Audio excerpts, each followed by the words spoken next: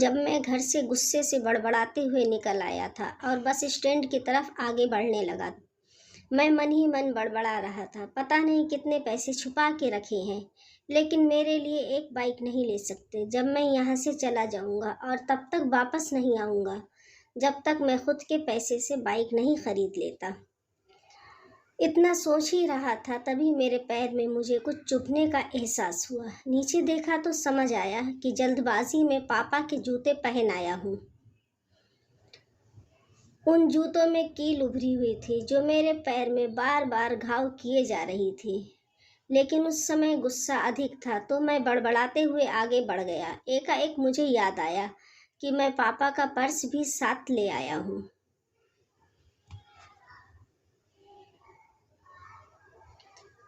मेरे खुराफाती दिमाग में एक ख्याल आया, क्यों ना आज पापा का पर्स चेक किया जाए, जिसे आज तक उन्होंने किसी को हाथ नहीं लगाने दिया। पता नहीं कौन सा खजाना छुपा के रखा है इस पर्स में, जो किसी को हाथ नहीं लगाने देते थे।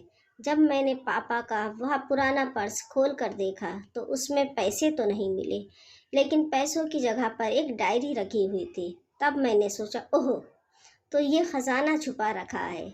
मैं समझ रहा था कि पापा ने लिखा होगा कि किससे कितने पैसे लेने हैं और किसको कितने पैसे दिए हैं, लेकिन मैं गलत था। जब मैंने उस छोटी सी डायरी का पहला पेज खोल कर देखा तो वहाँ पर जो लिखा था वह थोड़ा सीरियस कर देने वाला था।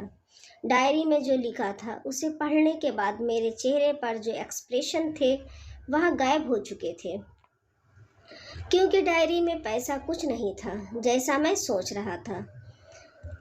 वहाँ पर उन पैसों का हिसाब लिखा हुआ था जो अलग अलग कामों के लिए अलग अलग लोगों से उधार लिए गए थे। उस लिस्ट में कंप्यूटर के नाम पर भी पैसे लिए गए थे। कुछ यूँ लिखा था, 50,000 बेटे के कंप्यूटर के लिए। ये वही कंप्यूटर था जिसे मैं आज तक यूज़ कर रहा हूँ, लेकिन मुझे ये पता नहीं था उस कंप्यूटर को ख़रीदने के लिए पैसे कहाँ से आए थे। लेकिन आज पता चल रहा था। मुझे आज भी याद है जब मैंने पहली बार कैमरे के लिए ज़िद की थी, जो मेरे पापा ने मुझे 2 हफ्ते बाद मेरे बर्थडे पर ला कर दिया था, जिसे देखकर मैं बहुत खुश हुआ था। और मुझे खुश देखकर मुझसे कहीं ज़्यादा अगर कोई खुश था तो वो थे पापा। अब मेरे चेहरे से गुस्सा एकदम गायब हो चुका था। जब मैंने आगे का पन्ना पलटा तो वहाँ पर कुछ विशेष इच्छाएं लिखी देखी।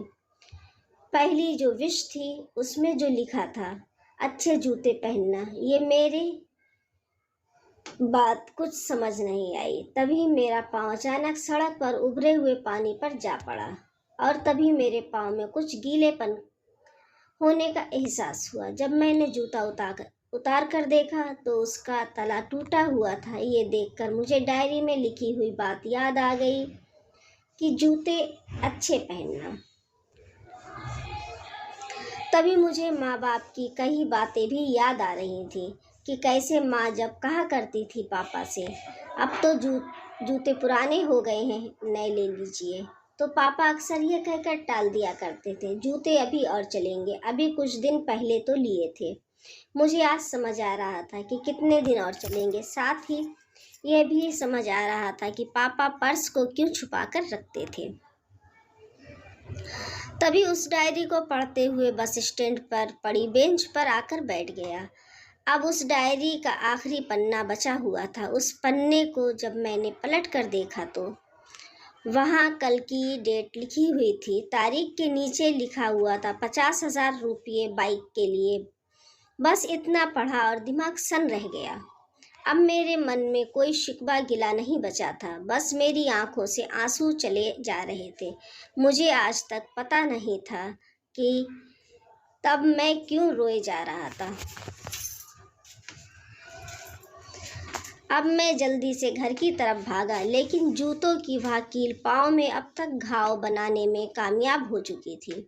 मैंने जूतों को रास्ते में ही निकाल कर फेंक दिया और भागते हुए लड़खड़ाते हुए घर जा पहुंचा, लेकिन पापा घर पर नहीं थे। मैं समझ गया वो कहाँ थे। मैं सीधा पास वाली बाइक एजेंसी की तरफ भागा। पता नहीं आज कहाँ से इतनी ताकत आ गई थी कि मैं भागते हुए थक नहीं रहा था। वह भी बिना जूतों के नंगे पैर। जैसे तैसे मैं बाइक एजेंसी पर पहुंचा। पापा वहीं थे। मैंने पापा को दौड़कर गले लगा लिया और मेरी आंखों से आंसू रुकने का नाम ही नहीं ले रहे थे। पापा को समझ नहीं पा रहे थे आखिर हो क्या रहा है, मैं क्यों रो रहा हूँ। मैंने पापा से कहा, पापा मुझे मोटरसाइकिल नहीं चाहिए, आप अपने लिए जूते ले लीजिए। अब आज से मैं जो भी करूँगा अपनी मेहनत से अपने बलबूते पर करूँगा।